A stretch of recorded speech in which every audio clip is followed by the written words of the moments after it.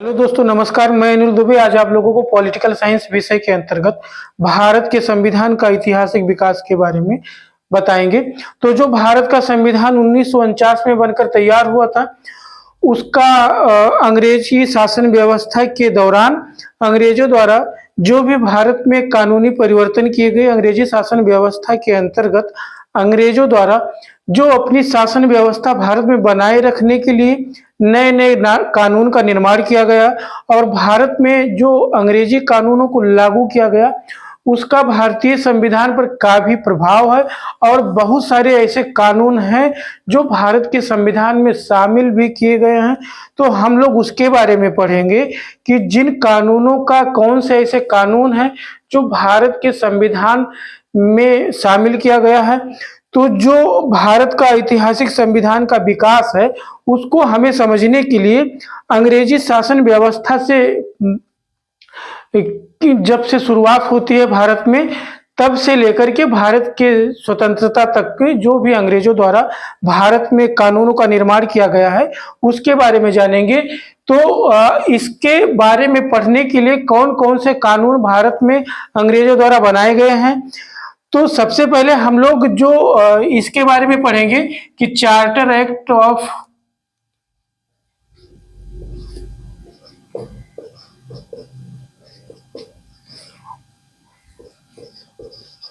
ठीक 1600 ईस्वी के अंतर्गत जो चार्टर एक्ट महारानी एलिजाबेथ द्वारा ईस्ट इंडिया कंपनी को भारत में यानी पूर्वी देशों के साथ व्यापार करने का एकाधिकार ईस्ट इंडिया कंपनी को दिया गया था।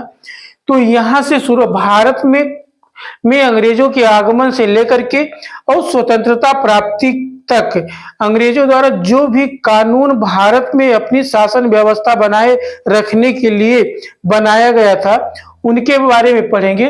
तो सबसे पहले 1726 ईस्वी में 1726 ईस्वी में एक चार्टर एक्ट आता है।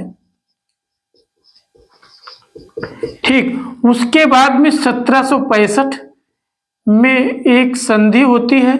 उसके बाद में 1773 का regulating act,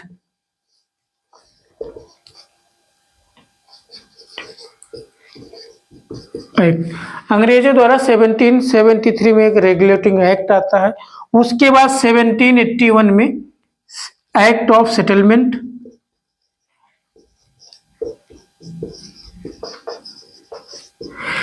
1784 Pitt's India act,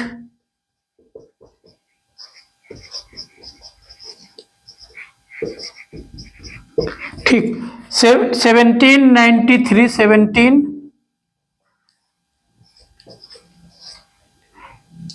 charter act,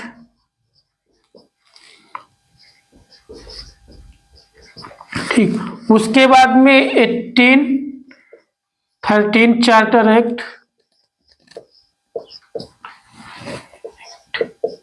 ठीक 1813 का चार्टर एक्ट।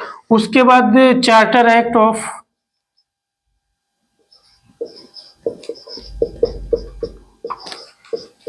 1833, 1833 में एक चार्टर एक्ट अंग्रेजों द्वारा भारत में अपनी शासन व्यवस्था को मजबूत करने के लिए लाया गया चार्टर एक्ट।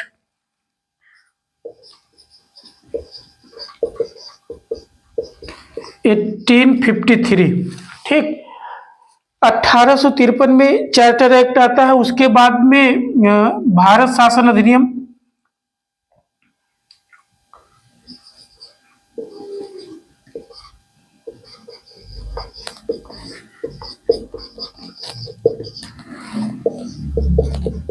एटीन 58, ठीक 1857 में जब भारत से का प्रथम स्वतंत्रता संग्राम हुआ था, उसके बाद अंग्रेजों द्वारा भारत में एक एक्ट लाया गया 1858 का भारत शासन अधिनियम, जिसके अंतर्गत उनके द्वारा वादा किया गया था कि हम भारत में अच्छा शासन लाएंगे। फिर भारत परिषद अधिनियम 1861,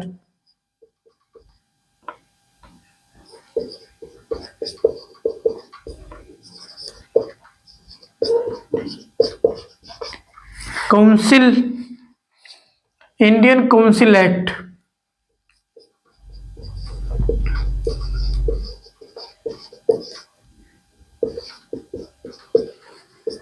1861, 1893, ठीक, और भारत परिषद अधिनियम 1909, इसको मार्ले मिंटो सुधार भी कहते हैं, मार्ले मिंटो सुधार 1919, ठीक, 1919 में भारत परिषद अधिनियम 1919।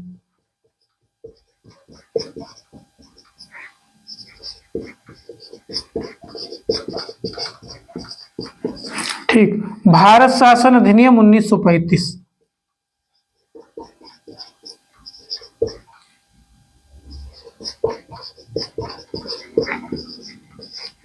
भारतीय स्वतंत्रता अधिनियम